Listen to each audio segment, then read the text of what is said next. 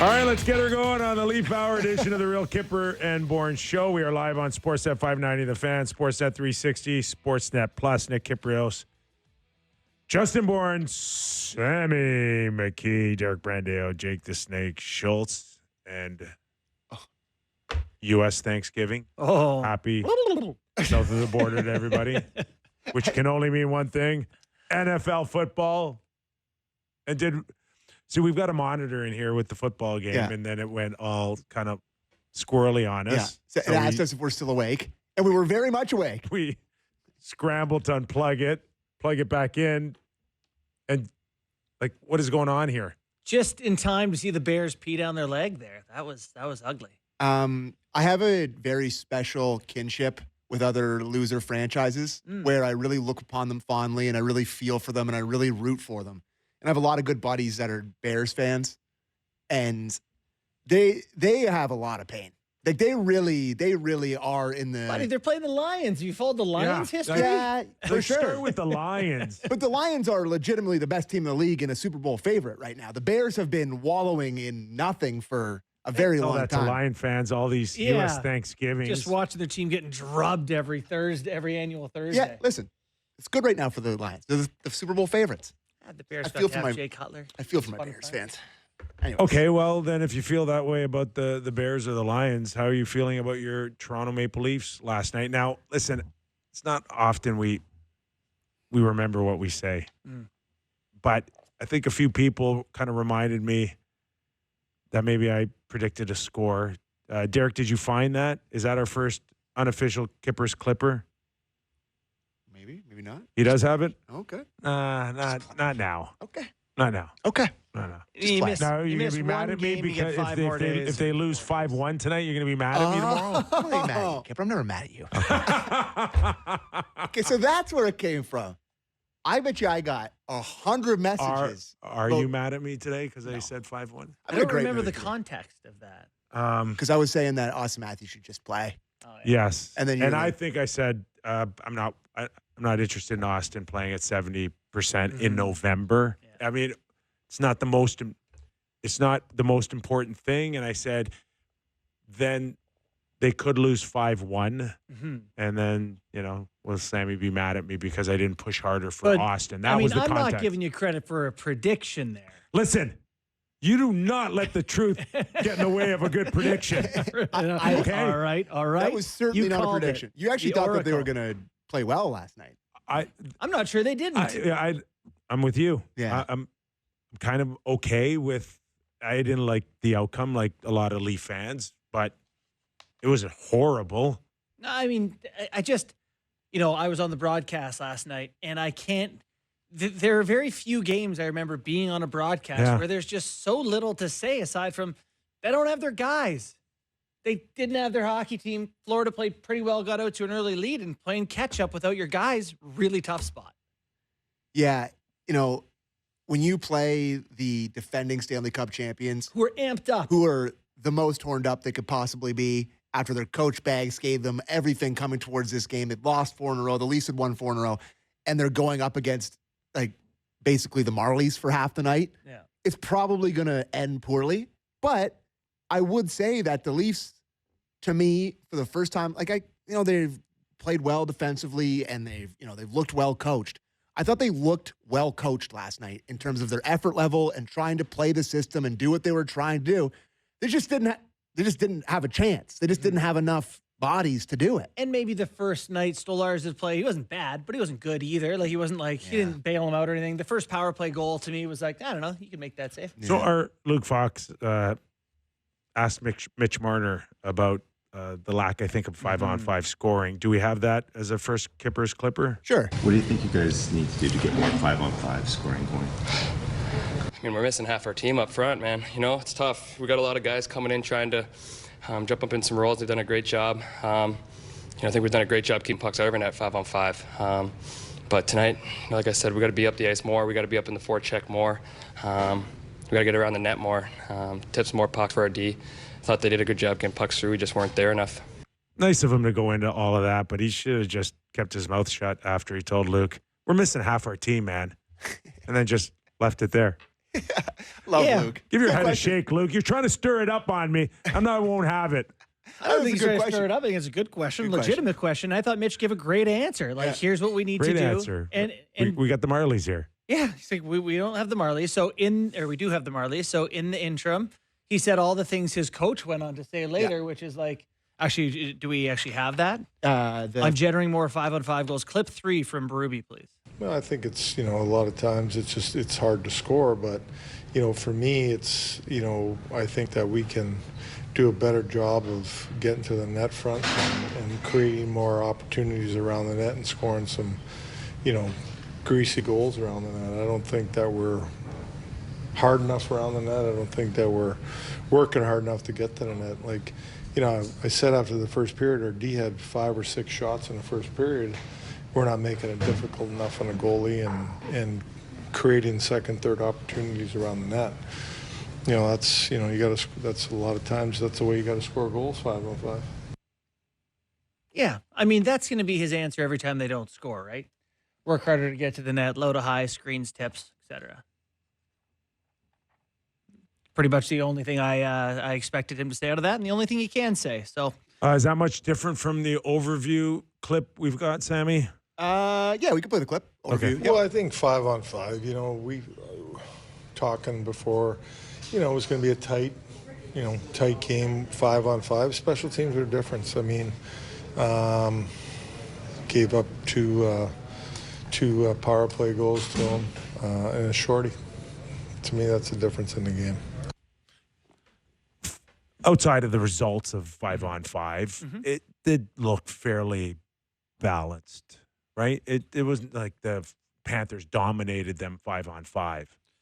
no, I not that they didn't dominate, and I think that's because of what you mentioned, where they looked pretty tight defensively. At 5-on-5, Sportlogic said that the Leafs had 1.0 expected goals. Florida only had 1.5. Like they were slightly better at 5-on-5. Couple of great shooters, right? They're Stanley Cup champions. They got Verhaeghe shoots one in, Reinhart shoots one in, Barkov shoots one in. Yeah. That's kind of the story of the game offensively for them. And for me, a tough challenge, and Tavares has been terrific, but I think last night was a reminder is that you can't have Tavares go up against Barkov. Yeah, I guess. So I actually thought Tavares was good last night. And I looked at some of the results and they weren't good. Yeah. And I guess that could be playing Barkov or whatever, but yeah, and the turnover was a little hard luck too. He ran out of space and the power the shorthanded one there, the Reinhardt shorthanded one where I thought it was bad luck. I hated that play.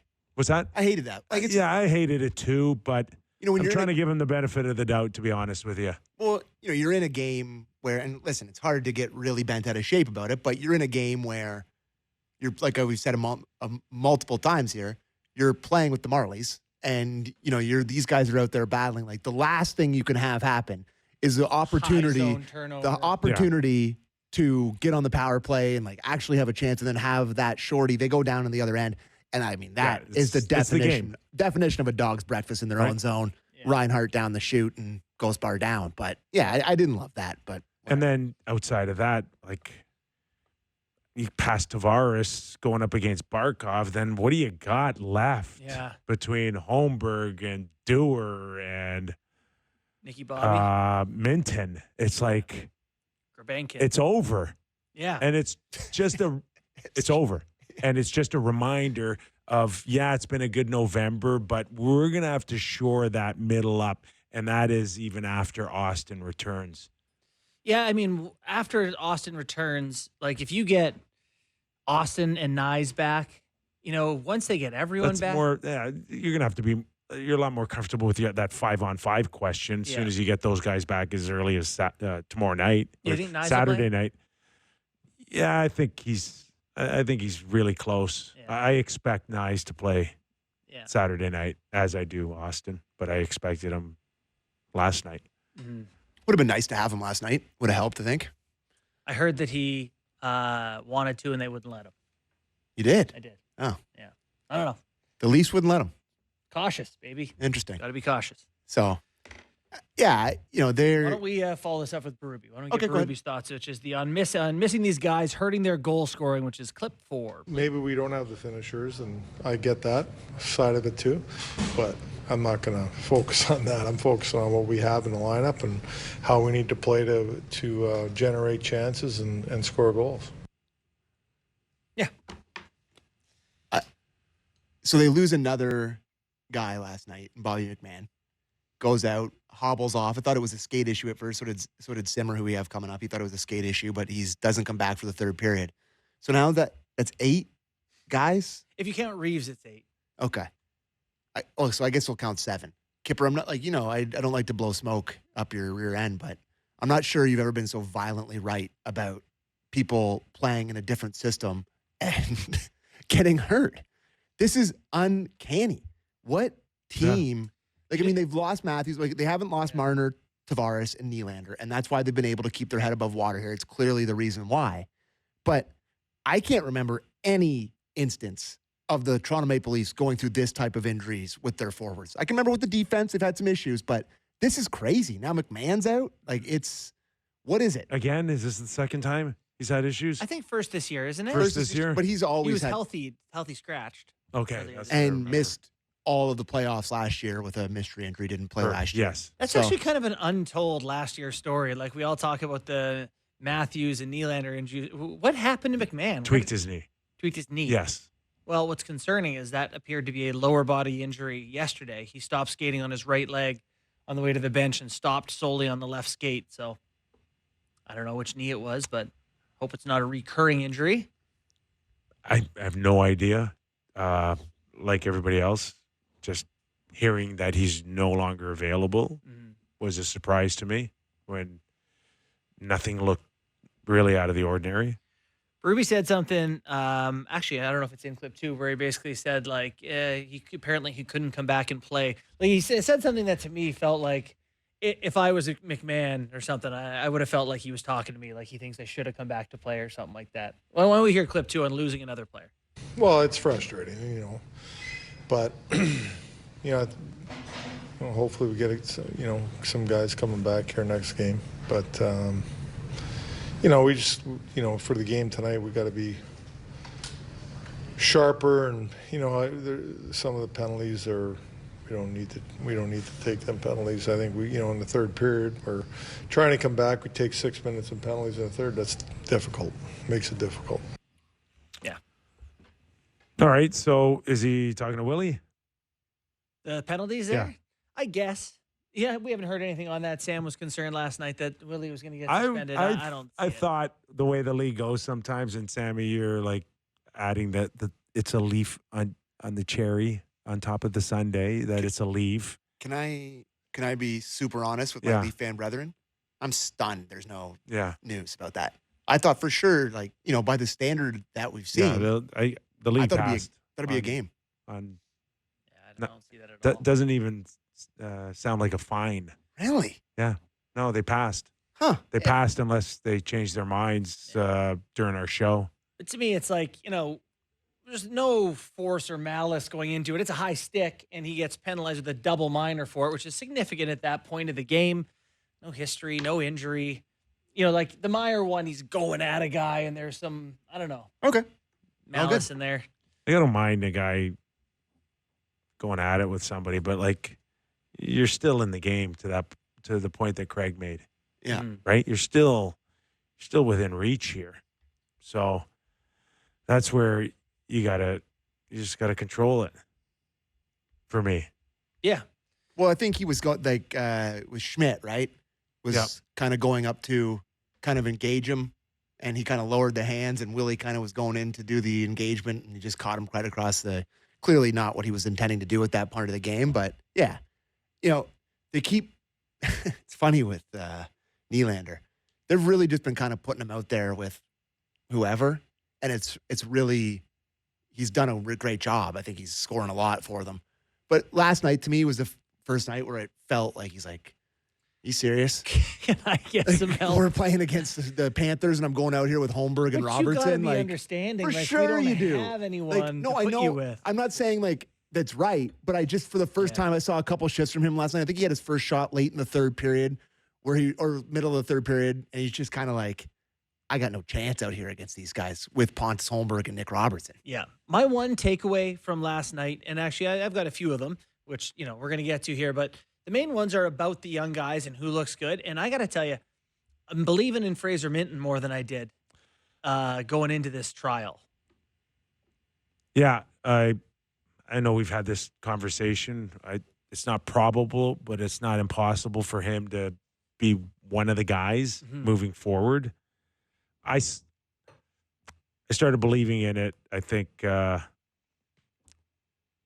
I heard that he was really good in camp again before he got hurt. Yeah. That he was just going to kind of pick up where he left off, I think, starting of last season. Yeah. It was a hard decision, I think, for them a little bit too, but it served them well. For me, the two guys that have a chance to be there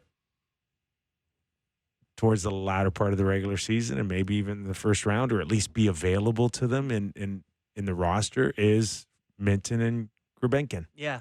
The Grebenkin one's interesting because I think he's a guy who, more than the other guys, needs time in the American League to have the puck, be the man, be on the power play, score some goals. I'm sorry, I don't have time for that. I got to win the cup right now, and and I know. No, and this is part of getting him better. Oh, so you want to send him back for a month or so and get him back here in February, I think it's March? the best thing for him rather than say play in the fourth line, finish your checks. If you got the luxury to do it, but he's also a waiver exempt, right? Because I think you look at these other teams and you say, look at Montreal's got Slavkovsky dying on a vine. I know he scored last night.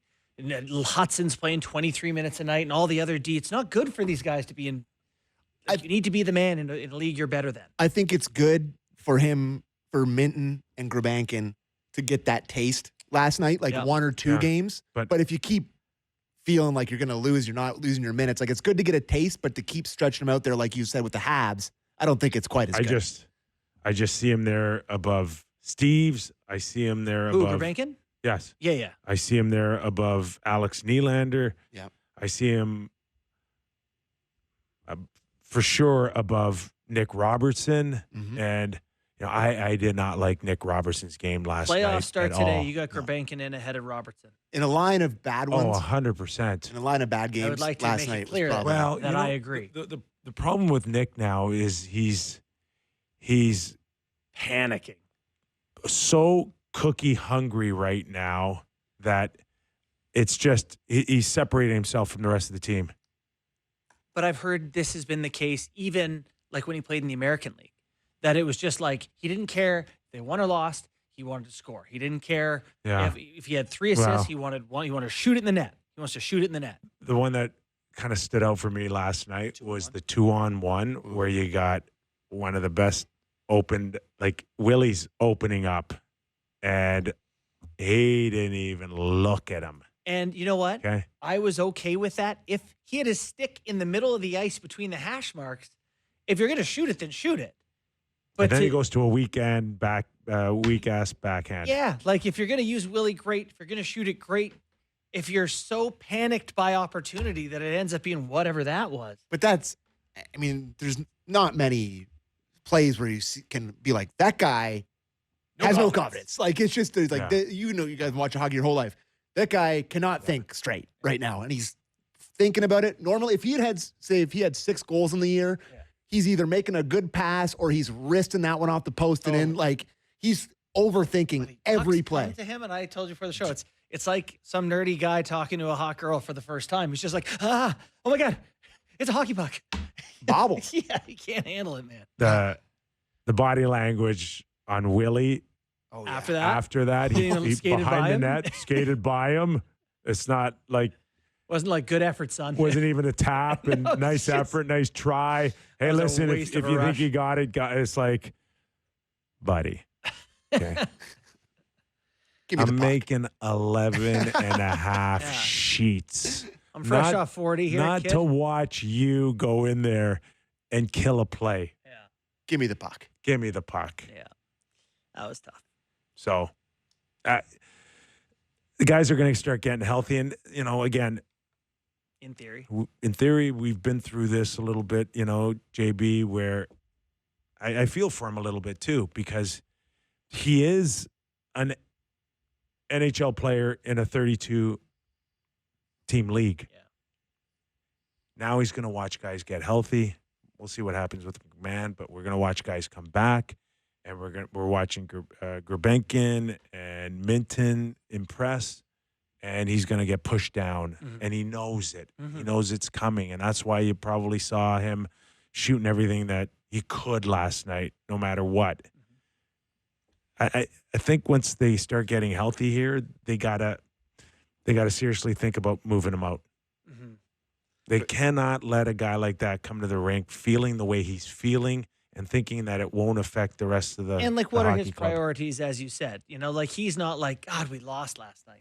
Yeah. He's like, I still Did he didn't know score. what the score of the game was last night? Yeah. It just feels like he's playing by himself out there. Yeah, that's not healthy. No. A few guys I liked last night. I really liked Lorentz. I think they got their cup rings before the game. You guys saw the rings? Yeah. Nicer than the Rangers ring? Bigger, Different? gaudier. Yeah. But they're Less wearable. That's fine. But I hey, thought he listen, was the really ring's good. a ring. Come on, everybody wants one. But when these moments get big, I forget what game earlier in the year Lorentz scored a late goal for them. He's, as we said, won the cup. I thought last night, amidst all the frenzy, he's a guy who seems really composed to me. I just think he's going to be a rock for them in playoffs. I liked what you pointed out there during the intermission, where he's directing traffic. He's trying to slow stuff down. Yeah, It's we're on or off wing, just stay over there. He's a leadery type guy. Yeah. He's been in big games. So you mentioned Stolar's close to the start here. First non-spectacular one for him last night. Sucks that it has to come against his former team. Nothing to be worried about or concerned about. He's showing a little bit more. He's a little bit more human last night, but I thought he's still going into the third. Gave them a chance. Yeah, he made enough saves for sure. The last one was jarring. The Verhaeghe one that went up top on Yeah, him. I didn't like that. I think that got redirected. I'm not sure. It's just I don't know. surprising to It see got him. up real quick. I just can't think of. Verhaeghe can absolutely fire it. It just feels like he doesn't get. If he's staring down a guy like that, it felt like he hasn't been beat clean like that all year. Yeah. And it happened too with. Reinhart down the chute. You got no chance. He goes bar down or whatever. It just feels like first time I've seen him just get beat clean a few times. It doesn't shake your confidence, but you'd be lying in the back of your head. You're like, oh, this journeyman, it's all, it's coming unglued. Those thoughts are in the back of your head, but I got confidence in him. Yeah. And it sets up going right back to Joseph Wall Saturday night. Yeah, hopefully just a much. You get a couple of guys back and it changes things. Do we have any idea in Domi what that he can't He's come not on back the to trip. mid-December? He's not on the trip. Yeah, he's not. I don't think he's LTIR. I think he's just IR. Just IR? Yeah, so is that 10 days? No, that 10 days is LTIR, isn't it? No, it's like a Yeah, anyways. month. I think. Yeah. 10 games. Yeah, 10 But, games, right. Yeah, no, I have not looked at it. Maybe you can run it for me. I'm not getting it up, but after Saturday, it gets real busy again, right? 15 games in 31 days. Yes. Which Monday, means- Chicago. Wednesday, Nashville. Yeah. Friday, Caps. Saturday, Penguins, I think is the schedule Boy. next week. I got to think Get a few of those. 8-7, 9-6 for one goalie would be. I'd be surprised if one of those two guys gets 9 out of 15. I'm not understanding. What do you mean? What Next numbers 15 wise? games. We said Oh, next I 15 see. games Okay, in yeah. 31 days. Yeah. I see a split of 8-7, Yeah. or I'd be surprised if it's 9-6. Well, you're heavily injured, and you're playing a ton of games back to back to back to back to back. Where, you're asking a lot of a thin lineup. You're right. It's unlikely that they're going to cruise through this dominating. As long as nobody shows signs of a couple of consecutive stinkers, right? You mean goalie wise or just player wise? Goalie wise, Yeah. right? Yeah, or player wise. They're Yeah. all intertwined. So you're mentioning goalies here, and I saw from your piece in the Toronto Star today, good piece on the Leafs needing to win the Atlantic, but about the interest in the Leafs goalie depth. Yeah. So you think that's something that they're going to Oh, yeah. use to acquire forward help at the deadline. I think that's as long as those guys continue to show upside, Hildeby and they got to rush in there. I don't. You got it. Akhtimov. Yeah, There you go. Akhtimov. Yeah, Good job. They're raising eyebrows around the league. Really? Yep. So, I And mean, just looking for chips to use, eh? It's like, there's one. Found one. Matt Murray is one. That's guys. interesting. I Matt think Murray is also out there for a team like Carolina right now. Oh, Okay, yeah. Carolina's they're looking right now. Now, do you think that Matt Murray is the be all end all? But 914 in the A. cheap, better than the 914 too. Cheap, Cheap and above average, boy. right? Yeah.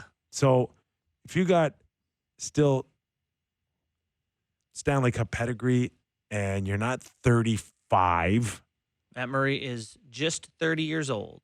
and you're healthy Mm-hmm. for maybe the first time, you're starting to convince people that, hey, I'm fixed here. All my issues, including the ones that I had in Ottawa and Toronto, are no longer there.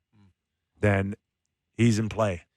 Do you? I don't know if you have any sense of this, but like, where is his, head at in terms of being like a Marley? Like, do you think he's like, I got to get out of here? Do you think he's satisfied with it? It's just a guy that's got a ton of pedigree, ton of pride, Oh, he wants to be back in the NHL. For sure. But he knows that he was this close to like gone. gone Yeah. for All good right. or Yeah. retired. And he had hip surgery. Mm-hmm. At 2. Yeah. Fixed them both, I heard. Yeah. So he knows he needs to start somewhere. And you're still, it's Joseph Wall. Mhm. That guy could disappear at any moment. Yes. And he's right back in the mix. Yeah. So you So- think he'd be the first call now? If one of those guys happened? Or is it still, because who was it that came on our show and said that Hildeby's the 3? It was Josh Cloak on Monday. Yeah. I mean, where are they on the let's get him some experience? I don't think Hildeby would be a guy that they want to thrust in there. If they came up with a perfect trade to get people out, I think they wouldn't be thrilled about putting him in there Mm-hmm.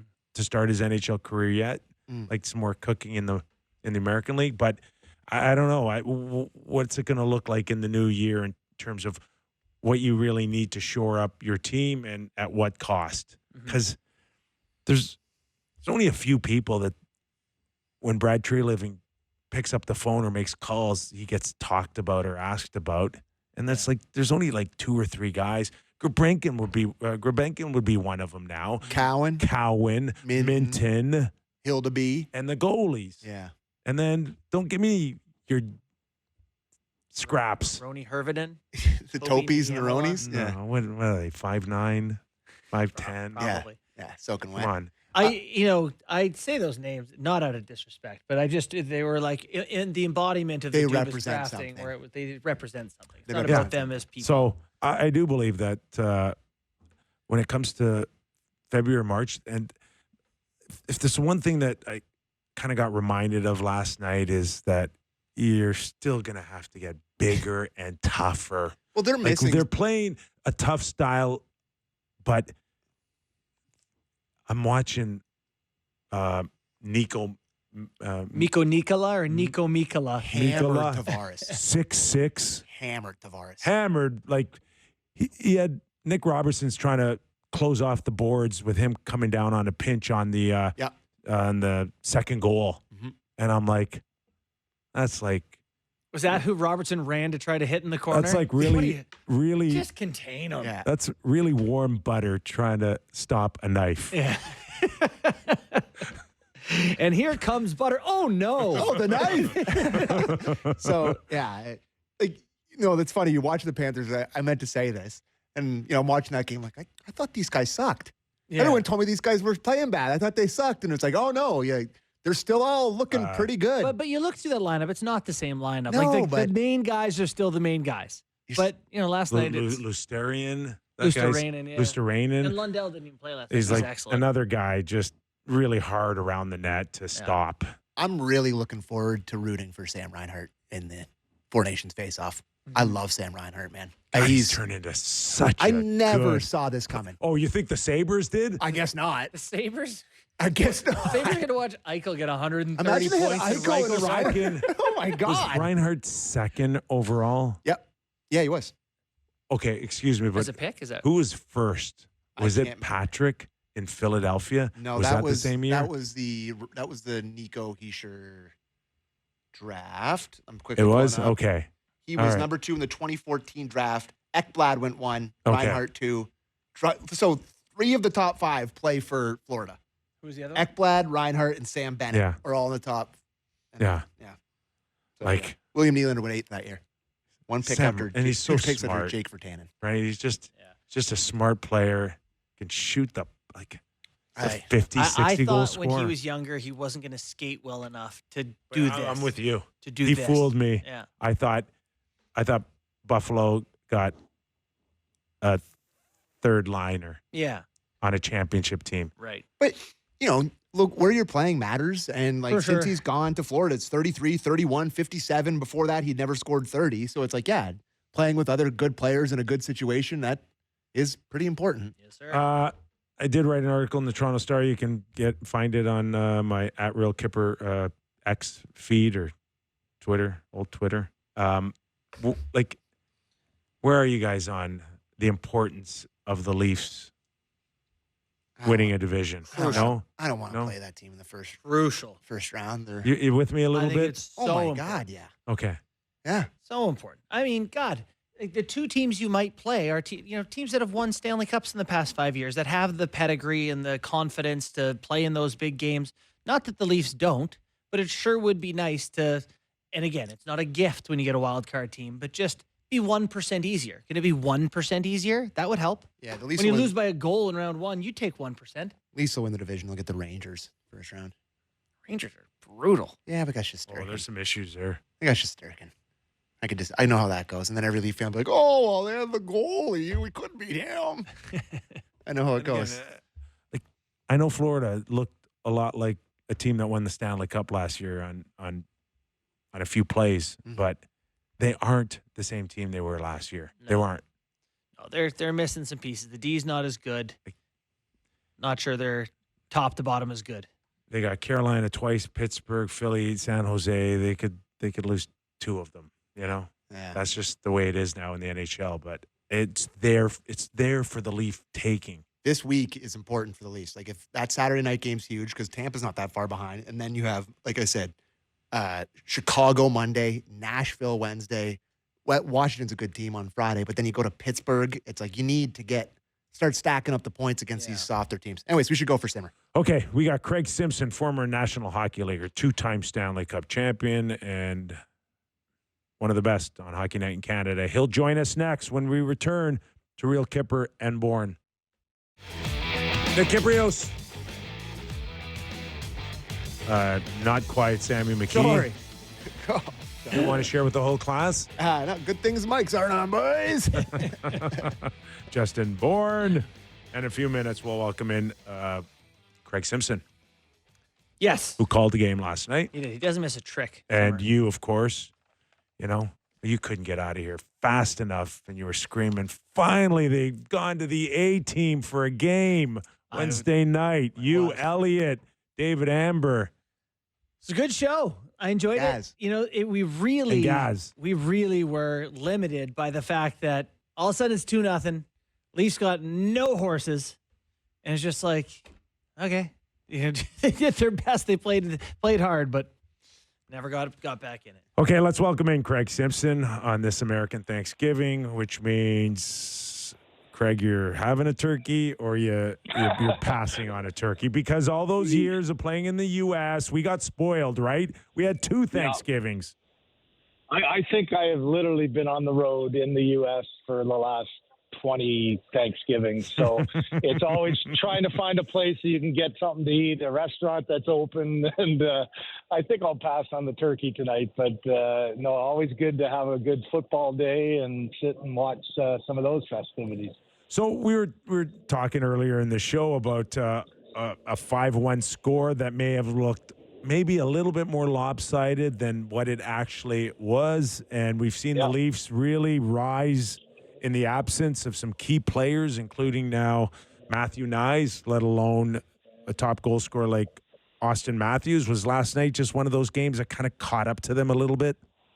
Well, I think you looked at that game, and I heard you guys. As I was walking around here in Tampa, I was listening and talking about not playing Matthews. And I'm not trying to be controversial at all with this, but I do think that if I was the team, I'd look at that game and say you've got the defending champs who have lost 6 of their last 7, 4 in a row. Paul Maurice had taken a lot of the blame for his coaching in the last 3 weeks. Bag skated the team. They're on home ice. I go, that is a game. If you're looking at your schedule as you've dealt with your injuries, you look at your lineup card and you say, we've won 7 out of 8 with Austin gone. Let's go for another one, because this is one of those games that, could be a bit of a disaster. How would you be feeling or talking right now if Austin Matthews had played last night and it was a 5-1 game and he didn't get anything? I know that's maybe being overprotective, but I do think that came into the equation. I think you had a good thing going. Maybe the guys could come up with another big effort. It didn't quite happen, but now you kind of get the reset of your own and get into a game on Saturday with another practice on Friday and able to try to right the ship and get a little bit of consistency and continuity into your lineup. So is there anything from that game, Simmer, that we can learn about the Leafs? Like, do you reach a point where a team is just so injured that it's almost like, you throw what you have at the wall and hope something sticks, and if it doesn't, you just kind of go, well, we didn't have our team? Well, as you guys all know, like, injury is opportunity, right? There's been many a career that's been made because somebody went down and somebody came up and you went, oh, my gosh, this guy's ready to play. Like, he's going to get his chance, and he opens the door and he doesn't really allow you to send you back. So I think there's been elements of that in the last couple of games. And I heard you talking about Fraser Minten, and your view of him even changes a little bit. And I thought last night was a great example of, there were stretches of that game that he looked like, calm, poised. He looks like he's ready. And there's other stretches, as you would expect, playing really your third game in the NHL, where you go, oh, yeah, you're playing against Barkov, or you're playing against really good pros that you're not quite there yet. So I just think that sometimes the necessity of giving guys opportunity and playing them in situations that maybe you'd be hesitant to normally do so as a coach actually helps your team and helps you as a coach. I often think that coaches sometimes are so darn resilient or hesitant to give a guy a chance just because you're worried about the big mistake. Well, if you're Craig Berube last night, Dustin, you're looking down and you go, well, what other option do I have? So I got to give this guy that time or that matchup. And I think that's where guys learn and guys get better. Ultimately, I think it helps the team in the long run, because whether guys go back down to the Marlies and start to hone their craft with the experience of going, man, I just played the Stanley Cup champs and I played 5 shifts against Barkov and I think I did pretty well, or I won a battle in a corner against Ekblad. You start to grow as a player. You all know when you're trying to establish yourself, that's what you have to try to prove to yourself and then the coaching staff, that I can play at that elite level on a more consistent basis. And I think that's the challenge when you have a team like Toronto does right now. But I honestly think in the long run, it's going to help them a lot. We're talking to Craig Simpson, former National Hockey Leaguer, 2-time Stanley Cup champion, and one of the best voices you'll ever hear on a hockey broadcast. Simmer, in terms of the frustration of not only Nick Robertson, but the rest of the team at 5-on-5, but specifically Nick Robertson's bread and butter has to be putting the puck in the net. You were, of course, a big goal scorer in the National Hockey League. I kind of felt it a little bit in junior hockey, and the pressure that you put upon yourself to find a way to get it over the goal line here. And to me, I watched him last night, and specifically I made it a point to talk about the 2-on-1 where he just went in there and he had those blinders on and he didn't even look off a Willie Nylander. But there's a sense of me that feels for the guy a little bit too here. 100%. It's almost cringeworthy at time. And I mean that with admiration and respect to the person. because you hate to see it. And we've all at some point lived it. I've often said, there's times where you get out on the ice, you go, I hope that puck doesn't come near me because I don't want it. Like, I got nothing. I got no confidence in myself. That 2-on-1, I was saying, you end up going to your backhand with no option and get nothing out of it. Well, like you guys were saying earlier, if you're a confident player, you're snapping around. I mentioned, look at Mitch Marner's play in front of the net. There was times a couple of years ago when he hadn't scored in 8 or 9 games that he didn't look all that calm in those areas. Last night, it was like in his sleep. You just react. You react to what the goalie does, and it's in the back of the net. Nick, to me, is I'd almost be, as an assistant coach, you got to spend some time and really show some videos, show some positive videos, show some things that he's doing well to try to eliminate the thought process of going into a game. And I heard you, Justin, saying going into a game and thinking all I got to do is score, because it's like anything that you want badly. If you're only thinking of the end result and not the way that you have to act and react to get there, you're never going to get there. And that's where he's at now. And it is a little hard to watch. And I'm confident the coaches are doing everything they can to help him along the way, and video-wise and talking-wise. But it's one of those stretches where, man, you just feel for the kid. And that's why I think the process is saying, let's just play the game. Let the game come to you. Play with some energy. Play with some emotion. Play with your partners, not try to do it all yourself. And I think that'll serve them well. And you hope at some time you get a rebound or you get one off your leg, and all of a sudden you feel a little bit better about yourself. Simmers, thinking of guys who are young, trying to make an impression, what are the odds that Grebenkin is a guy who matters for the Leafs this season? I think he's got a chance, Justin. I said last night watching a couple of shifts, and I go, to me, okay, the guy doesn't communicate all that well. He's learning a new language. He's learning a new game. But he's also a young kid that's played in the KHL for a couple of years. So he's played against men. And that is a big distinction of, playing even junior hockey. You're playing in the KHL. You've had to go up against 29-year-old guys, or guys who are tough and guys who will intimidate you. And I just said a couple of those shifts where he did things the opposite of what I was saying about Robertson. He's not going out saying, I got to score a goal. He went out there and said, I better hit 2 or 3 guys on this shift. I better make sure I get this puck deep and get in and try to turn the puck over.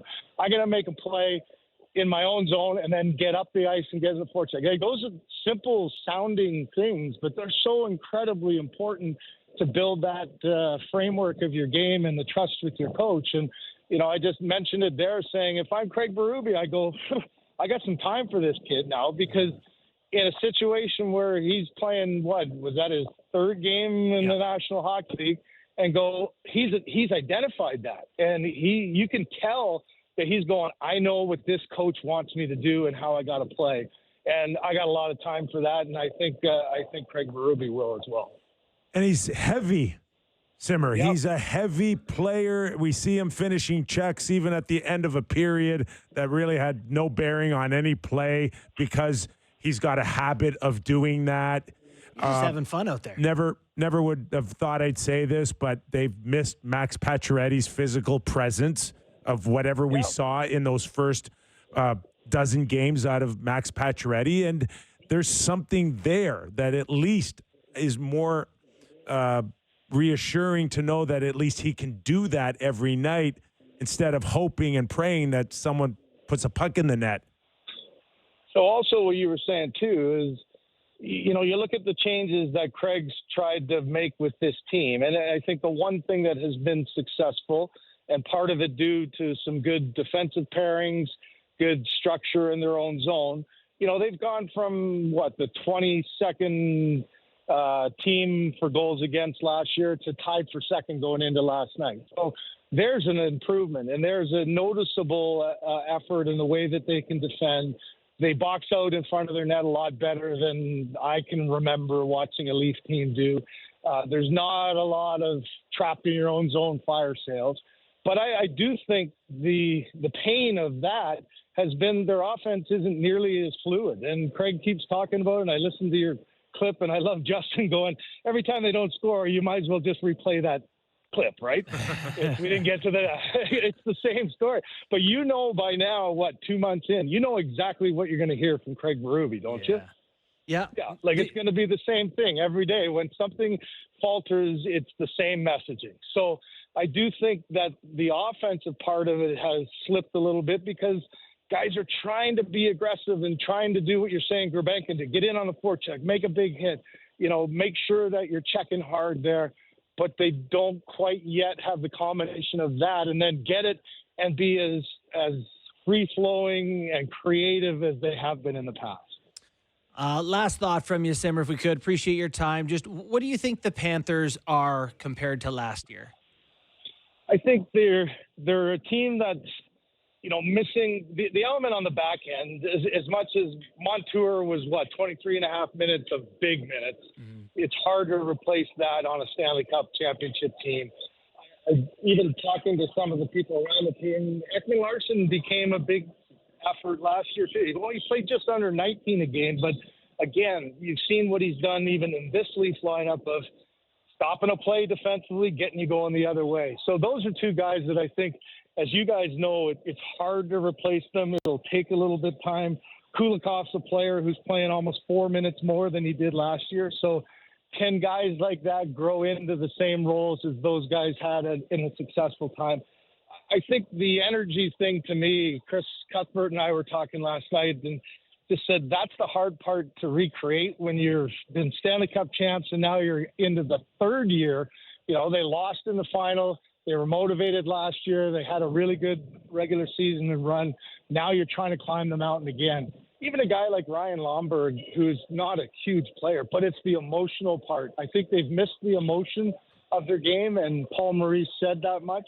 But I still think they're a good team. I still think they've got the ability to be really competitive. And I mean, off the top of my head, I don't know what their cap situation is here, but I think they're a team that still thinks they can win. And so it's for Paul Maurice to do what he did the last couple of days and push some buttons and say, let's just find a way to stay even-keeled and get ourselves through this season. And I think we've got the experience. And at the end of the day, I mentioned, Bobrovsky had his best year as a Florida Panther in the regular season last year and in the playoffs. It hasn't quite materialized yet. If he can get himself back to that, then maybe they got another chance to go at it. Simmer, have a great call in Tampa. Looking forward to it. Thanks for doing this, pal. All right, guys. Take care. Thanks, Simmer. Enjoy Thanksgiving there. Craig Simpson. You bet. Yeah. I mean, I watching Boquist last night, Jesper, go on that breakaway. Pretty fast guy. Penalty shot. You would have called the penalty shot? Oh, absolutely. No, it was the infraction was too far away from the net. Yeah. I thought it was a penalty shot. When he got him, I thought they were going to I'll point be to honest. second. I'm But unclear. he ended up He did get a clean chance. He got at a the end. clean shot, and it was a big save. Yeah, so maybe that's a Right? Yeah, you So get the chance, and it is a penalty. I think the league needs to call more penalty shots. Like if a guy is in the clear and there's an infraction, refs are really timid about calling a penalty shot. Yeah. I think they've I don't know. I remember in the 70s and 80s, man, you had to shoot somebody. Oh to get yeah, one. I know. And I think that's the way it should be. I think You don't want to I see hate more to- penalty shots? I hate today's thing. Yeah, I don't. No. It's shootout. It's fine. I think you have to be 2 steps away and a guy's got to come in and trip you. See, I hate when to it's me, if one you're- step. No, but if you're one step on the guy and you have a clean, you don't have you've lost body position. If you have to take a penalty, to me, that's you're taking away How that about chance. this? Okay, this is a radical thought. Okay. Should we save this? Send the defender. No. I got an answer. Some guy chasing you on the breakaway? You're gonna have to wait national now. Oh. We're hearing the music now. I got to Just open tell it me up quickly. No, I don't Okay. have time. Okay, You know okay. how slow I am. Don't answer that. Don't you dare answer that. Leave it alone. Our thanks to Craig Simpson in our Leaf Edition Hour. We go national next. Jason Brough, co-host of Halford and Brough in Vancouver, will join us. We'll get some thoughts on what the heck's going on with Vancouver as they lose a main cog on that blue line. We'll discuss that and more when we return nationally. Don't go away. Real Kyper and Bourne. All right, let's take this thing national, coast to coast. The Real Kyper and Bourne Show. We are live on Sportsnet 650 in Vancouver and Sportsnet 960 in Calgary. This hour of Real Kyper and Bourne is brought to you by Bet365. Nick Kypreos, Justin Bourne, Sammy McKee. In a few minutes, we'll welcome in Jason Brough, co-host of Halford and Brough in Vancouver. Plenty to dissect after their loss to Pittsburgh, but more importantly, maybe, is the loss on the blue line. Yeah. JB. Yeah, I guess we're going to lob that one up for Brough to pound down. Yep. That is a... Can I ask you guys, both of you guys have experience with American Thanksgiving, and it's American Thanksgiving today. So if Happy you're, American Thanksgiving. if you're too. watching us, listen to us on podcasts or watching on YouTube, thank you for listening and happy Thanksgiving. Yes. So is everything, it's all during the day there? Yes. Like a full turkey banger ready to go at like noon? No. What time? 3. Oh, okay. Listen, So we're like in I'm- the nap pension zone right now. 501 ET. This is like the nap zone when people have been together for too long. around 1 o'clock, I'm still home. I'm watching the football game, Detroit and Chicago. But I had no interest in coming to work today. I just envisioned everybody doing what I was doing. I know. Sitting on the couch, munching away, waiting for the turkey. Couple glasses of wine. You know, my Oh. wife is proper American, and she usually takes off, Yankee Thanky, as we call it, and she, watches the Macy's Thanksgiving parade, and that is like no joke. I was downstairs at my desk, and I could hear sniffles. I was like, "Are you crying?" She's crying. She's watching. This is like a family tradition. This is. Have you gone to the Macy's? parade? No, I No, neither. can't say that I have. But it's like it's a big thing. The Thanksgiving it's the parade, best. the whole day. It's a wonderful day. The best. Just one time. Some, Midwestern Come to family Long got Island. it. We Sure. would love to have you. I would out love to there. do it. One time, baby. Gillies put it on right. One time. Do coaches get fired on American Thanksgiving? The Bears coach might. football? Oh my God. on a Thanksgiving day after a football game? Clock management. I hear he's defending himself by saying he thinks they handled it the right way. If you didn't catch the Lions-Bears game, Did I not? pretty ugly mess at the And we end. have a monitor in the studio. And did I not say, like, they're in field goal range? Like, They were I just don't- outside. Well, what was that? What is that? 52, 53? Yeah. Well, no, they put it around. I think they usually put the line at 48 or 49 was the range usually. Okay, so, yeah. listen. a makeable ring. Makeable. Have you watched the guys kick lately? Yeah, well, it's been back and 60s, forth. no It's been back problem. and forth. It's been up and down. Right? Yeah. Okay. So yeah, American Thanksgiving, great stuff. And they don't like Eberflus, the guy that's the coach. No, it's not. His nickname's Dweeberflus. So it tells you all you need to know. I also love that they have it on a Thursday, so everyone knows Friday's not a real day. It's right off. Yeah. Do people work on Friday? In theory, No, no you one can't. works. Are you kidding me? It's not a real thing. Anyways. Okay. Dissected that Toronto Florida game pretty good in our first hour. If we look, you want a quick comment? I was going to say something cool from last night, point something out, but if you have a direction, No, you no. want to go. Hey. Coolest thing from last night, Cole Caulfield Oh, changes yeah. his number to 13 for Johnny Goodrow, goes into Columbus, Scores. scores his 13th goal of the season in Columbus, Yeah. wearing 13. Love that. Pretty cool. Yeah, I feel like there's always a lot of hockey. There's a lot of serendipity with that kind of stuff. Remember when the Sedins, like they are the next guest that we have on here, they scored like an overtime winner, and it was like there was some 22 and 33 sort of significance to it. That's not enough information for me, Well, but sure. ask Jason Brough if he's on the line. He would know. He might know that. All right, let's welcome him in. Jason Brough, co-host of Halford and Brough in Vancouver, Monday through Friday, 6 to 9 a.m. on Sportsnet 650. Brough, what's going on, bud? How are you? Just trying to figure out what's going to happen to the Canucks. It's not looking good right now, guys. Hey, what the hell is Sam talking about, Brough? I don't know. I didn't hear it. Oh, okay. Okay. Well, there's something with the Sedins when the last game they played, or there was like something with 22 and 33, like the time into the overtime that a goal was scored. Am I crazy here? Did that happen? That kind of rings a bell, but Yeah, me too. Okay. I'm not exactly sure. All right, They did okay. have their final home game. It wasn't their final Right. game, but there was their final home game. They played Florida, and they scored an incredible overtime goal together, and it was actually one of the best moments I've ever been in Rogers Arena. I don't remember what the there wasn't 22:33 left on the clock, probably. Stop. Yeah, I think that's what that was it. Yeah, that was it. Yeah, for sure. Okay. So, Bruffer, where are we with Hronek last night, leaving the hockey game, and quite the distraction is his injury outside of you guys really lost to the Pittsburgh Penguins? Yeah, I mean that was a bad one last night, but the Canucks.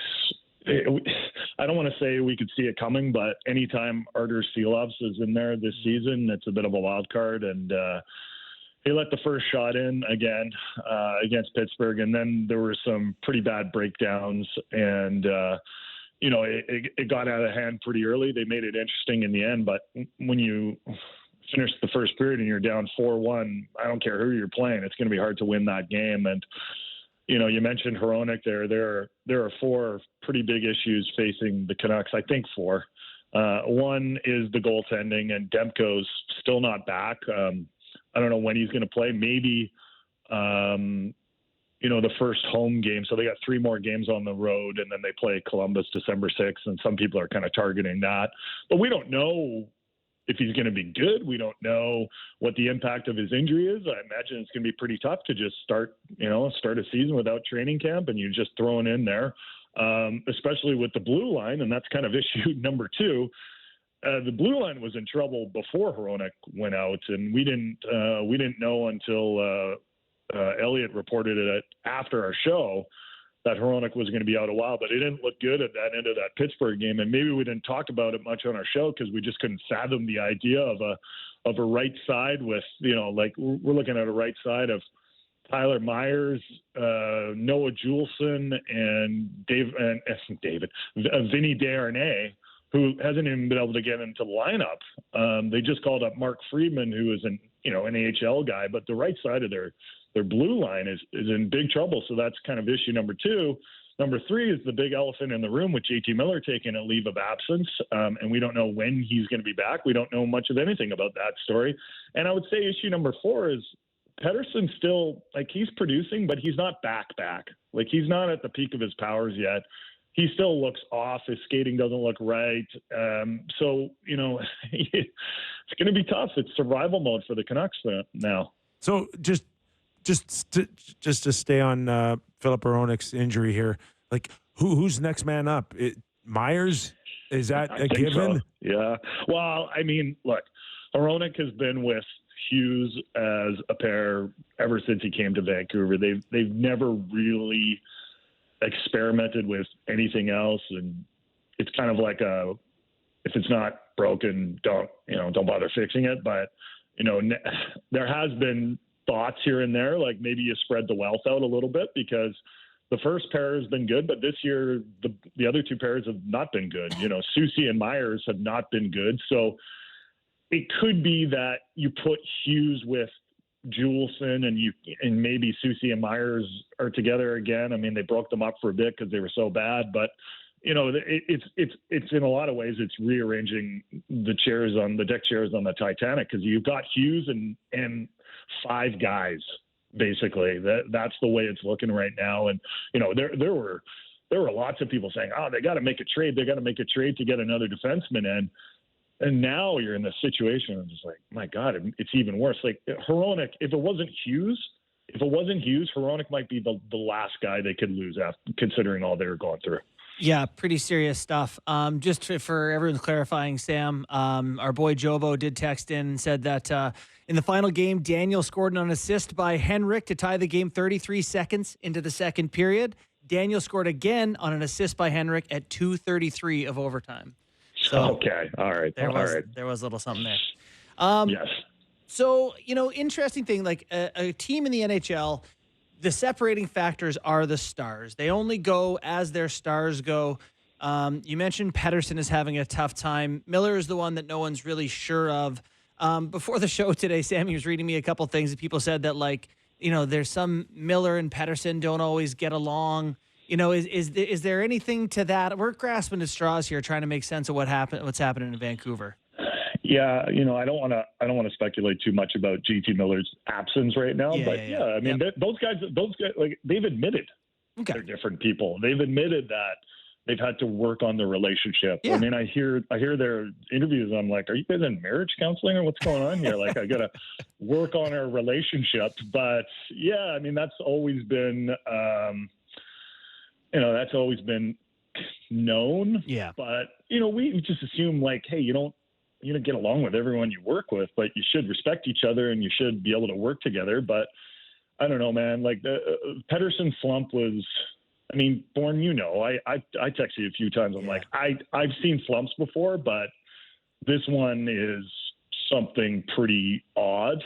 And then JT Miller's absence, I mean, I hope he's doing okay, but it's odd, right? You don't see guys just being like, I'm going to take a leave. I mean, you see it if they go into the NHLPA program, but he hasn't. He's just kind of like, either him or the team has said, we need to cool off.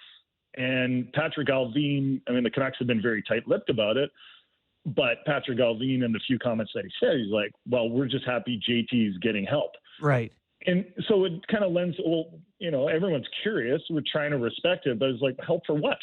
So, that's the weird thing about, these athletes. Like, we don't really have a right to know what's going on with their lives, but we're sure curious.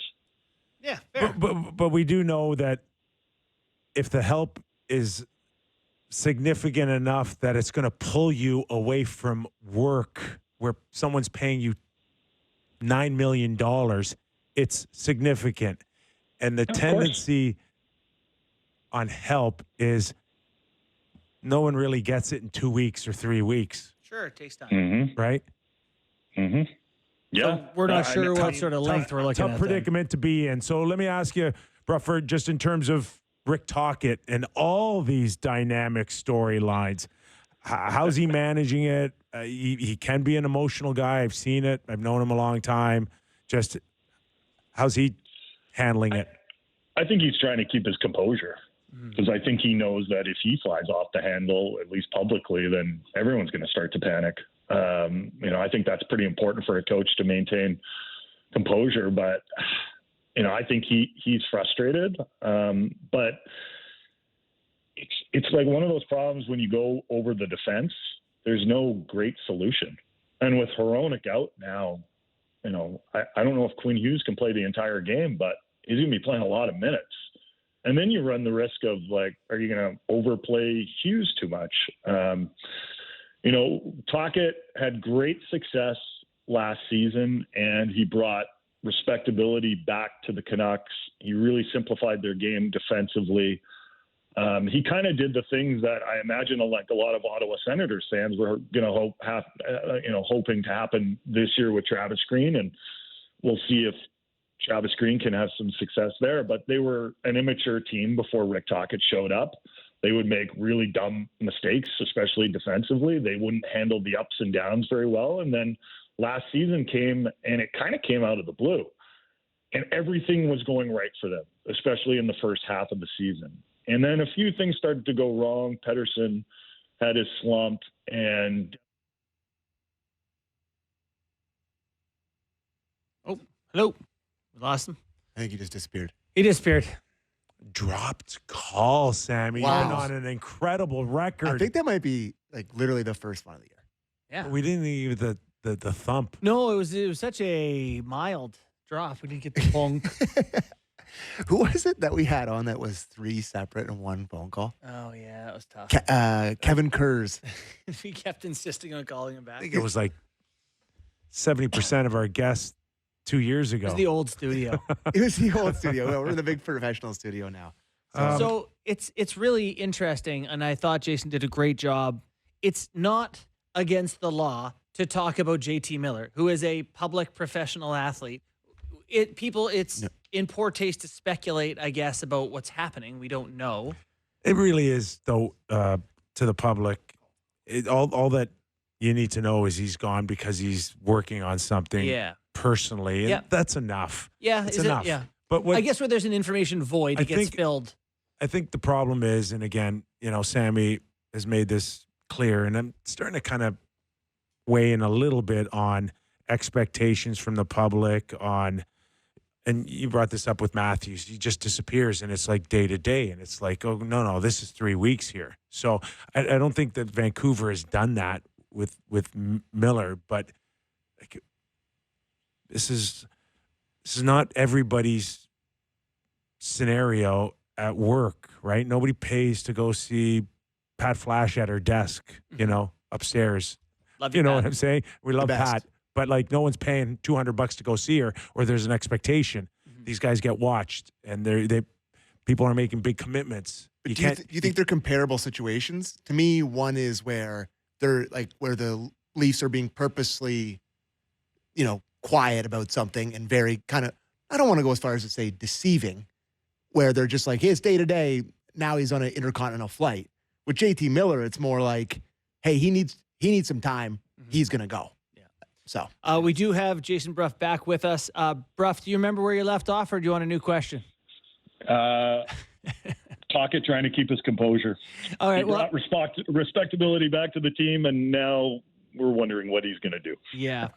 We talked about all those D, and we didn't even mention a guy who I read called Branchise in someone's article the other day. You guys big Eric Brandstrom fans or what? He's not helping out? And he is, but I think it's one of those things where he was a nice story. He's a nice story, but he's not the solution. Okay. He added some puck moving, and the Canucks needed some puck moving, and he's been good. But we have a saying, and we used to say this about Alex Biega. Remember him? We used to say you don't want to get drunk on Biega. And we don't want to get drunk on Eric Brandstrom. He's brought something good to the team, but he's probably a 6 or 7 guy. He's not gonna solve it, but he's playing with enthusiasm, and he's playing with speed and some confidence. So I'm sure he's gonna be needed over the next little while. But Leafs Nation is funneling Grebenkin over here. Just absolutely beer fun. Robert, is it hard? Is it hard to gauge like where Vancouver is with so many teams underneath them, either struggling or just battling consistency? Yeah, it is. It's tough right now. I think for some reason it seems hard to get a handle on the league right now. But I think the Canucks, especially, they've had a pretty soft schedule, if we're being honest. Typically if you'd have a back-to-back in Boston and in Pittsburgh, you'd be worried about it. But this season's a little bit different. They beat Boston, but Boston controlled play, and Lankinen, who's been one of the good stories in Vancouver this season, played really well in that one. And then the next night they didn't play so well, but not altogether different, but they just didn't get the saves from Seelovs. So Seelovs is, last year was a revelation. It seemed like this has not gone as planned. Is there a need to find a solution there, or just hope he plays his way through it? I think the solution is just Demko coming back. Yeah. Hopefully the solution is Seelovs needs to go down to the AHL. And there was an element of getting drunk on Seelovs last season too. Like his overall numbers weren't spectacular. He was just put in a really tough position, and for a young guy, he performed well, but he wasn't perfect. And I still wonder how that series could have gone if for a few different things, like Demko being in there and Pettersson playing well, but it didn't happen for the Canucks, and the Oilers deserved to win that series. But Seelovs is a super young guy, and for him to be put in this position, those feelings, those times you're watching a player and you feel badly for them. Yeah. It's not just like you're mad at them, you just feel badly for them. And I felt badly for Seelovs last night. The Canucks needed him to be good. He wasn't. And I don't know if he's going to get another game with the Canucks before Demko is back. And when Demko is back, they'll keep Demko, obviously, and Lankinen. That'll be their tandem, and Seelovs will go down to the AHL. I am nervous whenever Demko does come back to play. This one's got me nervous. I don't know about how you feel, Brough, or just the rest of the market in particular, but this has been one of the stranger injury storylines, again, that I've probably seen in my broadcasting career that I'm like, okay, what's the problem? I get it that a guy can't play in the playoffs early, but to fight through it and then go into the season with question marks and just this waiting out period now, even in the last week, 10 days, where you're thinking you're going to get them and you don't get them. And it's like, why? Is there a setback? Is there more swelling? Is there something going on that they cannot get right? Like, I think they're just waiting a long time. And Demko had some interesting comments, actually. He said, like, I want to put this knee through hell in practice because I don't want to have a setback. I don't want to come in and it's 2 weeks and I have to leave. But to your point, it's going to be terrifying. It's going to be terrifying anytime he makes a acrobatic save or anytime there's a goal mouth pile up, and guys are jabbing away at the puck. It's hilarious, actually. And like his injury came out. And had you guys ever heard of the popliteus? Not till we literally had a doctor on to tell us about it. Yeah, I'd never heard of that. Yeah. And it's very Canucks that their star goalie gets this popliteus injury. And, everyone's saying, like, we've searched the world and no hockey player has ever had this injury before. So, yeah, I mean, it's a weird injury. And I don't know how it's going to respond. I don't know how he's going to be. There's also the fact that his goalie coach isn't really with the organization anymore, certainly not on a day-to-day basis. So that's another factor in all this. What happened there? That's another good question. I think there was a difference in philosophy between Ian Clark and management, but Ian Clark was also getting older, and I think his body was wearing down a little bit, so he didn't want to do the day-to-day of the goalie coaching. But, my whole point earlier on is, like, all this stuff has happened to the Canucks after last season was a real dream season. And the vibes this year are just very, very different. And I think we're just going to find out what a lot of these guys are made of. And for me, a lot of it starts with Pettersson, because he's going to have to be a lot better. They're going to rely on him. Quinn Hughes has been really good. He scored an amazing goal against Pittsburgh. There's been times where he's put the team on his back. They need Pettersson to do that too. And when Miller's back, he needs to be good. And when Demko's back, he needs to be good. They're in it right now. These next few weeks, it is survival mode for these guys. And it's fortunate that for them that they haven't had a disastrous start to the season in terms of wins and losses. They've actually, they won 7 or 8 in a row on the road, and they had some dreadful performances at home. So it's been a pretty weird season here, boys.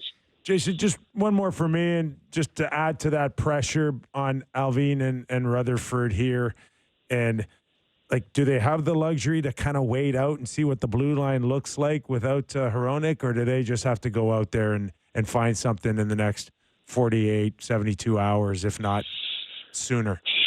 Well, not to bail on the question, but it probably just depends on the deal.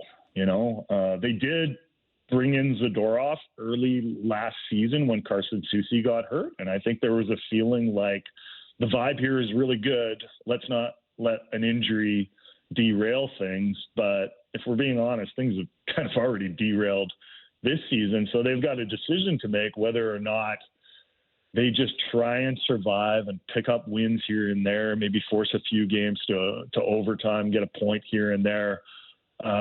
Because everyone knows it's not easy to pick up defensemen in the NHL. It's expensive. And the position the Canucks are in right now, there isn't going to be anyone just granting them a great defenseman. It's, you guys in Toronto know it's hard to find good everyone knows. Edmonton, Toronto, everyone knows it's hard to find good 10 defensemen. years. And, yeah, right. Like it's really, really difficult. It's why you got to draft and develop these guys.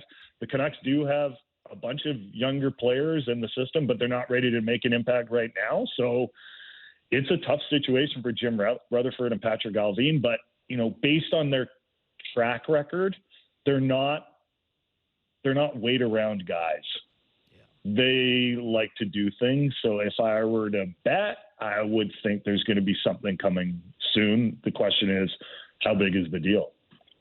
You're going to hear him Monday through Fridays on Sportsnet 650 in Vancouver, co-host of the Halford and Brough show. Jason, thanks for doing this, pal. Thanks, guys. Thanks, buddy. See you later. Appreciate your time. Bye. Yeah. Spectacular radio show, by the way. That is a very good radio show. Yeah, they know the Canucks real well. What were you gonna I was just going to say, he mentioned it, like how many teams need so much help on the blue line, and Vancouver and Edmonton are two of the top. We've watched Toronto over the years. Everybody's saying, like, if not one, two, 3 defensemen away from winning. Can I say something scary? Mm. I don't feel like that with Toronto this year. You feel like they're all right? They went out and got 2 That's what I mean. capable guys that could play 20 minutes a night. I know, but every Hronek's year, at 23, I think. Last night, Ekman Larson played the most for the Leafs by 2 minutes. if you were going to power rank the guys they could lose on that team for an extended period of time, Hronek is at the bottom of that list. By the way, Like, is that not like the massive like black mark on Yzerman in Detroit? What They was gave that? up on this guy. Hronek is currently 27, and he's played 2 years now with Vancouver. Yeah. I mean, he's been Didn't want to pay him. Didn't want to pay him. Well, he had other had to get Sherrod in there guys he wanted to pay. Because you're paying Sherrod and Justin Hall, so and you Jeff can't do it. Petrie, Holy smokes! Like Eric that's Gustafson. a bad look, Kip. Yeah, it's tough. These young kids that he knew they were going to get squeezed on real fast with another contract that they've all jumped to $8 million, 8.5. Great. So's Hronek. Yeah. You know, he's worth it. He's value at that money. So that's pretty big pickup for the Canucks. But she loves being what do you say his save percentage was? 840 something. Like, Yeah, not pretty. 847, I think. You're giving it to Sider all day long than you are Hronek, Yeah, you can have both though. right? You know, Can you? Yeah. Oh, a right-handed shot. Yeah. Well, I don't Petrie. want, not to get too into Detroit here, but they are paying. Yeah, so Sider makes 8.5, but then it's Ben Sherrod. It makes 5 a year. 4.75. What's Petrie at? Petrie's at 2.4. Justin Hall's at 3.4. Eric Gustafson, who barely played with the Leafs, is making 2. Anyway, it's just not the best. It's the drill tweet about him spending $3,600 a month on candles. Someone help me, my family's dying. That's what the Red Wings have done with their decor. Anything else before game time? Nope. All right. It's game time, presented by Bet365. So hold on for a second. So there is something else. Right before we did game time yesterday, Oh, I said, "Do you want to?" You said, "Do you want to go?" And you say you want to do game time, and I said, "Yeah, let her rip." And then you made like a fart sound with your computer, and everybody thought you let one go. It was with the papers. If he did, that was a high-pitched squeaker on air. Somehow, And I pulled a missed it. paper out from underneath this, and it made a cartoon fart sound. I don't know. I don't know how it happened. Derek, it's on my Twitter page. At least You'll be that's able your to find story, it. and you're sticking to it. Listen, you never sneezed on air. I've never ripped on air. I can rip if you want me to. No. Just give me a. Let's just keep our streaks alive. Anyways. Thanksgiving dinner. Yeah, I was going to say Get the bowl job ice done. cream will get it done. All right, it's game time presented by Bet365. Visit the app, latest odds, and find out why it's never ordinary at Bet365. Must be 19 plus. Ontario only. Please play responsibly. So no NHL, obviously. Everybody gets out of the way for the NFL. The massive NFL. But tonight, there's actually a really good game. The third game of the 3 traditional on Thanksgiving in the States is the Miami Dolphins, who are all of a sudden back in the playoff picture against the Green Bay Packers at Lambeau Field. The Packers are big favorites, minus 185. Tua Tagovailoa in cold weather games that are under 40 degrees. I think he's like 1-4 or 0-5. Hates the cold weather. So give me the Packers minus 3.5 tonight to take down the Finns at Lambeau Field. In a weird Black Friday game tomorrow, the Kansas City Chiefs are hosting the Las Vegas Raiders. They are minus 800 to win the game. That's insane. Minus 800 to win the game. They are 13-point favorites. If you want to, waste some money, you could bet on the Vegas Raiders at plus 550. And there's a bunch of afternoon action tomorrow in the NHL. There is 1, 2, 3, 4, 5, 6, 7, 8 afternoon games tomorrow afternoon. So there'll be a ton of hockey on Weller's show. Is there night games as well? There is a few night games as well. Lots of hockey tomorrow night. I'm going to watch those games. You guys work tomorrow. You know, we'll just watch them in here and everyone can watch them with us. I've seen some people have watch-alongs. We can do that. But like, who are we going to talk to tomorrow? Everybody's just watching hockey. Like, we're doing a hockey show and every team's playing. You're telling me that there are people dumb enough to watch people watching hockey live? No comment. That. And that was Game Time, presented by Bet365. Visit the app, latest odds, and find out why it's never an ordinary at Bet365. It's been 19 plus. Ontario only. Please play responsibly. Do you know, every year since I've lived in Toronto, so 12 years, I have bet my friend that the Jets will finish with a better record than the Dolphins. And you've never won. I have never won. You're like the Lions on Thanksgiving Day before today. Detest the Jets. And I cheer for them. It's just they're a listen. tough I'm wrong a lot. They're a tough unit to cheer for these days, boys. They're really bad. Okay, we'll take a quick break, and when we return, we'll get into our news and notes, including Patrick Watt. we'll talk a little Patrick Watt. Also, when we ended our Leaf Edition hour, I mentioned to you about penalty shots, and I got this radical idea, and I want to run it by you hawk guys. some merch too. And then we're going to hawk some merch. Oh, that and and more. Oh, what was that? What? Did I just hear something in my ear, like a voice? No. Let her rip. All right. Oh, there it is. That's the sound. That little squeak sound. Can we hear it once more? Let her rip. All right. That is so gross. Class. What was that one? Oh. Class. No, What a that show. was What was from that was like during somebody's scrum. Wasn't that Vasilevsky? Someone ripped a huge fart during it. That was in our first couple of years. We laughed so hard at that. All right, One more sorry. time. I'm sorry I brought it up. It's Thanksgiving. It's everyone's house right now. Okay. When we return, more Real Kyper and Bourne. Last block here on the Real Kyper and Bourne show. Nick Kypreos, Justin Bourne, Sammy McKee. Reminder, this hour of Real Kyper and Bourne brought to you by Bet365. As we get a little into what's going on around the league. I'm thankful for Bet365 because they've been a good sponsor for us. Thank you. But I'm also thankful for you guys. What else are you thankful for? Rogers is happy. Yeah. Listen, if they're happy, I'm happy. I'm here.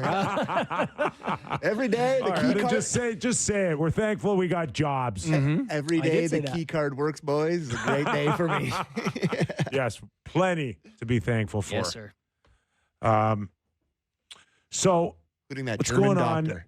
with your New York Islanders, because they gave up, I think, 6 to the Boston Bruins, and nobody has given up 5 or 6 to the Boston Bruins, which made Patrick Waugh's comments rather interesting after the game. They don't have the horses. They have one injured guy, and all of a sudden they can't create any offense.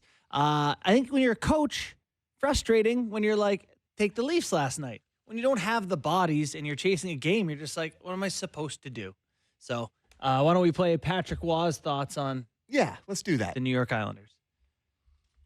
I mean, I love these guys. They work hard for me. I mean, every night. I mean, they're there. They're pushing, and then no, it's the team that Lou gave me, and I'm going to work extremely hard for these guys. I mean, and I owe this to the players and to our fans. Make sure that we compete every night. It's the team that Lou gave me. Whoa. That's a what am I supposed to do with this? I mean, how would you have liked to heard me say after our first year of our show together?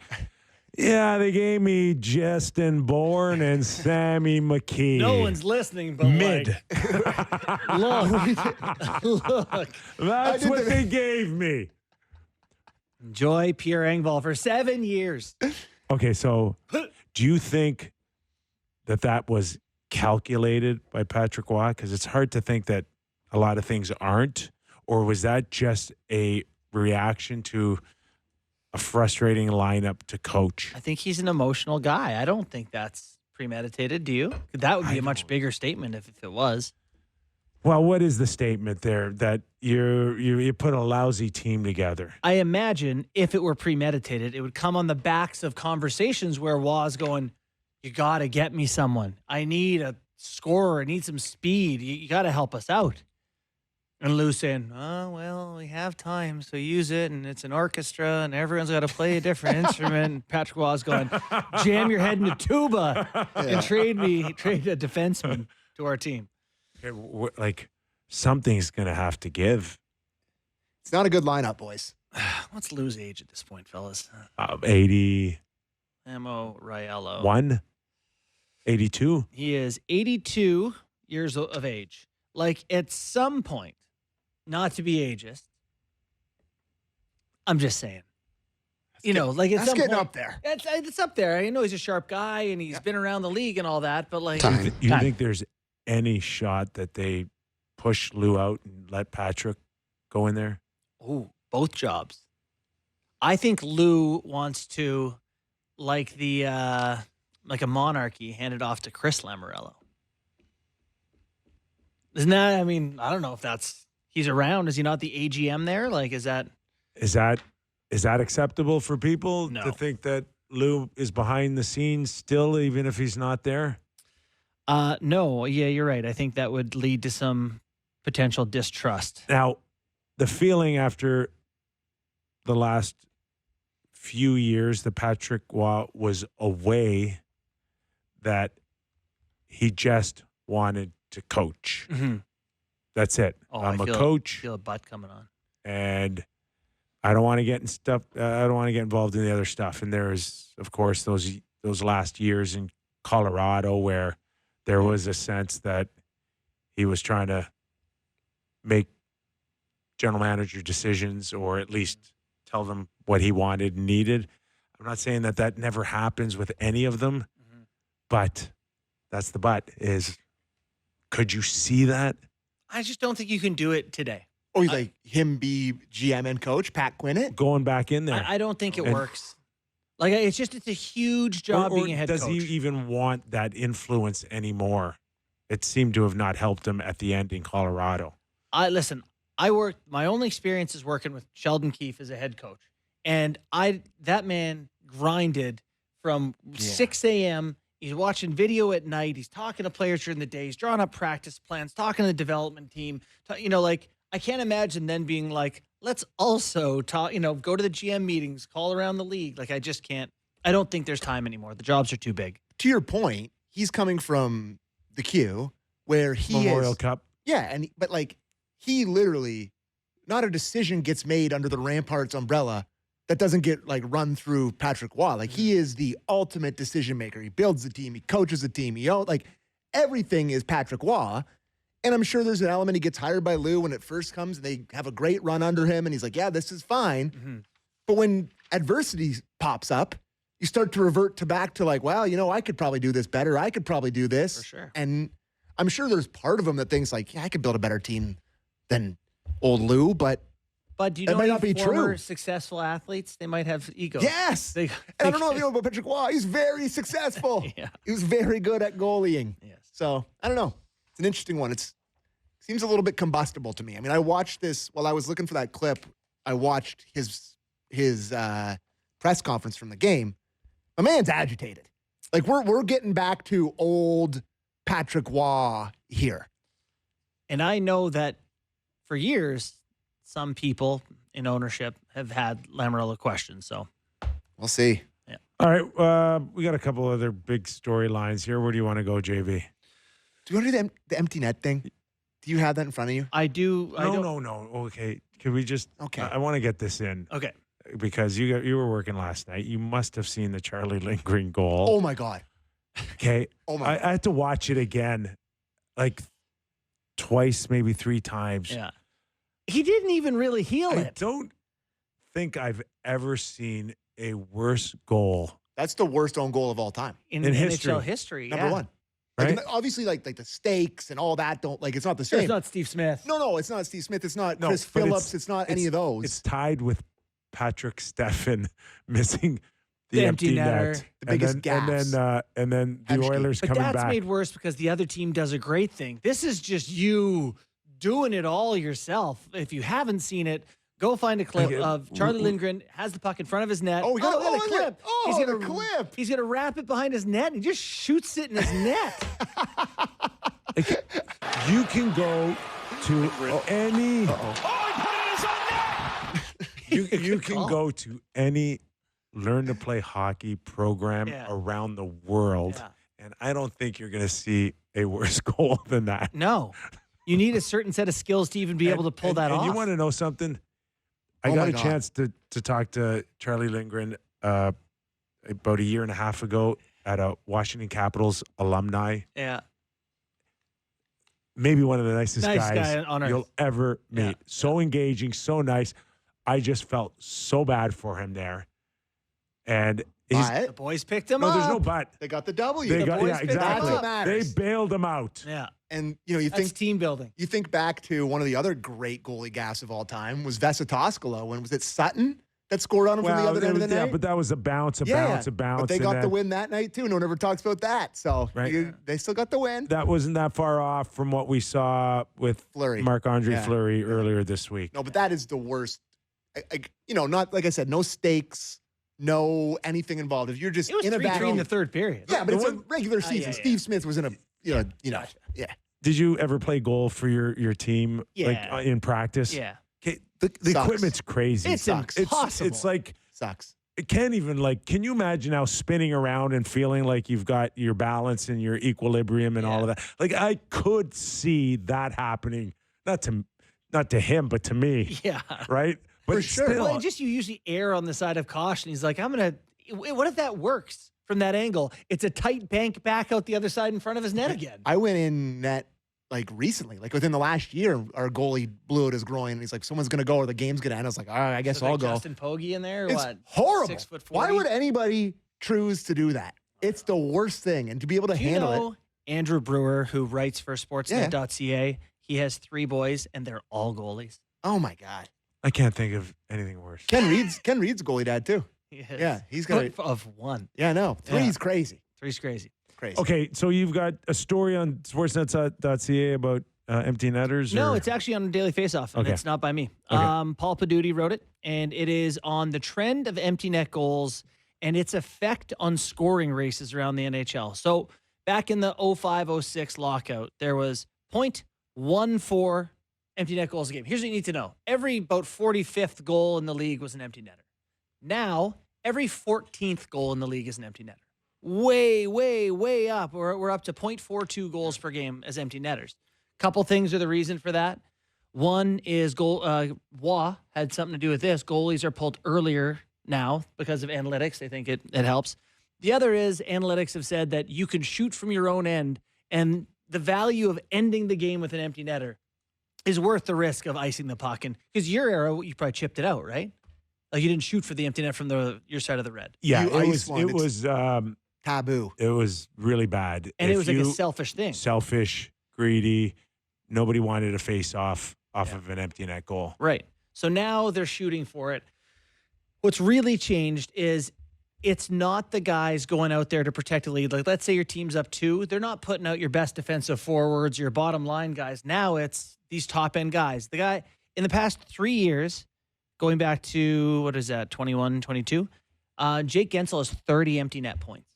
30 empty net points. Last year, everyone's like, Marchessault had 42 goals. 7 were empty netters. You know what drives me nuts too? 30 empty net points. Is Cooch had great. 14 last year, won him the Art Ross Trophy. In my era, like if you're Wow. 2-1 and you pull the goalie, and now they're doing it with 4 minutes to go, and then it goes up, and then you score the empty net goal, and it's 3-1. And they- You put the goalie back in, Yeah, and end you the game. quietly tip your hat. Thank you for the match. No, they keep the goalie out at 3-1, 4-1, and it's like Ruby did it last night. They were down 4-1. Yeah. They were down 3-1. They had no chance. see, that, I'd rather lose 3-1 than 5-1. But like logically, it doesn't I matter. know it doesn't. Right? Nah, it does. No, but it doesn't. It doesn't Yeah, actually. but logic isn't always. Wow, I was going to say But the dumbest thing. I was there's- going to say logic I isn't know. always correct. But that's That's not. that is my old school mentality. Is I Yeah. think 3-1's a lot more respectable than But 5-1. maybe there is something to it, like your team's mentally gets out of the game in a closer game. I don't know what it is, but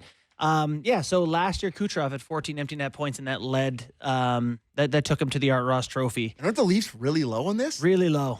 Marner had the most with just 3 Last which is year. way down. Yeah, Matthews had 2. So they don't get a ton of empty net points. That's Okay, fascinating. early in the show, we were talking about penalty shots, right? Yeah. Oh, yeah, Okay. right. What's the rule?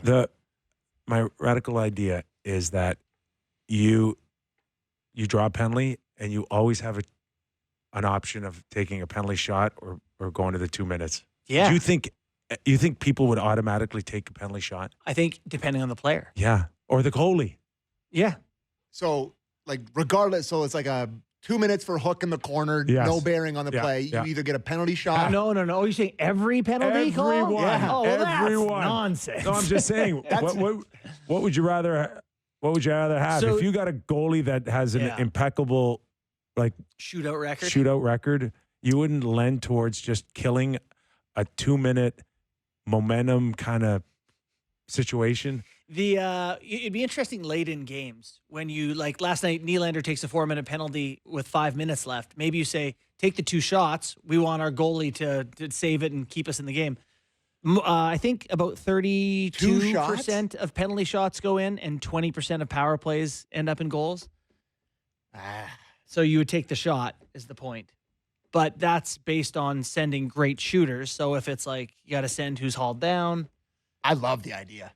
I love the idea of getting to choose a penalty shot or a power play. At some point. Because Oh, if like, it's on a breakaway. yeah, like you get hauled okay, down on yeah. like 3 minutes left in the game, you get hauled down, Yeah. your I'm team's up. open You to say, any we'd rather idea. have the power play. Yeah. We'd rather I'm open to rag, any idea. rather rag the puck. Yeah. You know, Now we're spitballing. Like Yeah. if someone said you could really do that, I'm like, are you nuts? yeah. Are you crazy? alone. Are you crazy? Yeah. All right. So listen, we got early gifts. Look at these things here. These are playing cards, Oh, real my- Kyper and Bourne playing cards that you could get from the playingcardfactory.com. Just The best call part them is and our tell them faces you are want- legitimately So on them. look at this. This is just pretty cool here. So they're just playing cards. What's the gentleman's name? Thank you to But look. the gentleman who did these. We I'm really on- appreciate it. I'm on the I king. couldn't help but notice I'm that on the you're on all king. the kings and I'm on all the queens. kings. Hold on. Where's JB, I'm the queen of the castle. Queen, and Queen of the look, castle, Look, queen of the look, and the Jacks. The Jacks are what- Sammy. Oh, I love it. That picture. What is is that? spectacular. I don't know where they found any of the But- pictures. It's incredible. This is where they really got us right. 3 jokers. Group of jokers. Oh, I love it. that's 3 a great one. jokers. I love that. That was All the right. playing card factory. Yeah. There you go. All right. Thanks to Love it. them. Nice gifts. Really cool. God, now I hope my wife's not watching. She'll know her gift. Could you imagine? I gotta tell you, I was definitely gonna give a pair to my parents. Yeah. Not as their only gift, but they were gonna get something. But now they know. You know Now who they won't know. know is my son. No, yeah, that's May fair. end up getting them. So all quiet tonight. No games tonight. So what are we gonna do tomorrow? I think they should just go head to head against the NFL. Yeah, The jump up league. and try to contest the dunk. Just start now. Yeah. Start. Who's the NFL to compare to the NHL? Oh yeah, You don't want that answer. You don't want that answer. yeah. You guys went heavy last night, even on the Team Canada stuff. I Yeah. think people are starting to really get excited. David Amber is. Oh, he's so fired he up. loves Me and DA should do Team Canada show. I actually don't disagree with that. You guys should be like the reaction pod. no, all we talk about is Yeah. that I want haggle. They were talking about what was Yeah. this or that? Was it this or that? What was it called? Yeah. Take your pick. Yep. And it was haggle and Did who he was the set other a- choice? I can't remember. Tampa Bay record for assists 5 assists in a period. last game, I think. Yeah, he leads them in penalty kill and ice time. He's like their play driver. Gonna be hard for me to cheer for him.